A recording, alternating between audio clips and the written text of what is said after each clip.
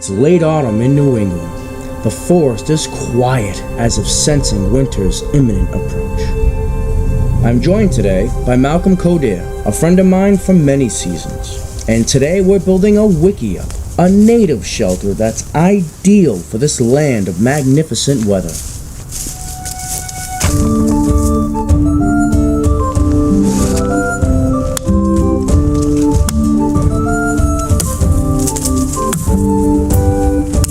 Simple hand tools like a knife, bucksaw, and axe are cornerstones of bushcraft.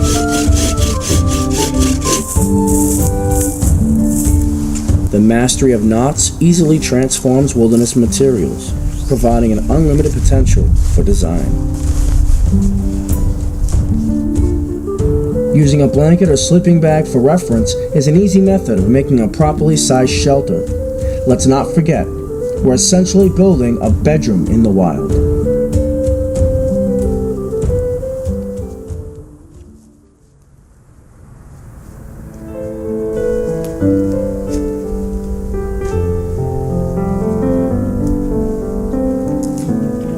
This wickiup's frame is a quad pod with 3 bisecting uprights. These 7 poles are simply arranged with a circle footprint.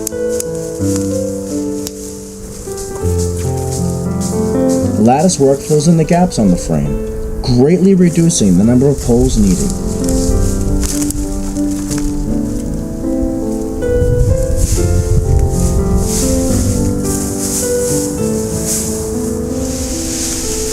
For a modest wickiup of this size, an acre of debris will be required to withstand good snowfall.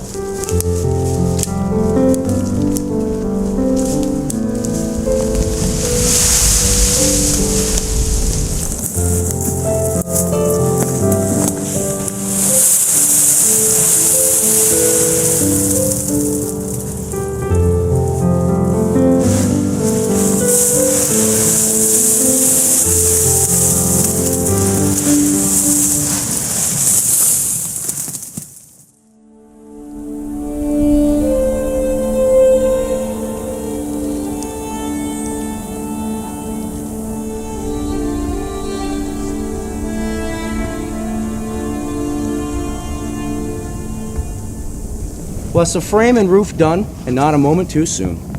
For in typical New England fashion, the forest has been transformed into a winter wonderland overnight.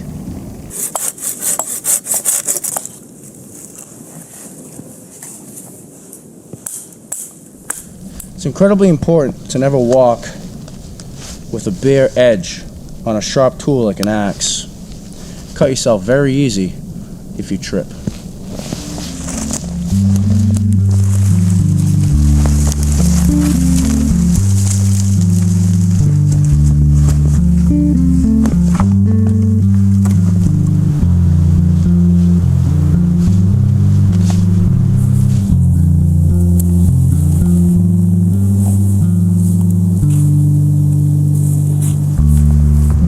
Weaving evergreen branches through the uprights above the door is a quick and effective way to suspend thatching.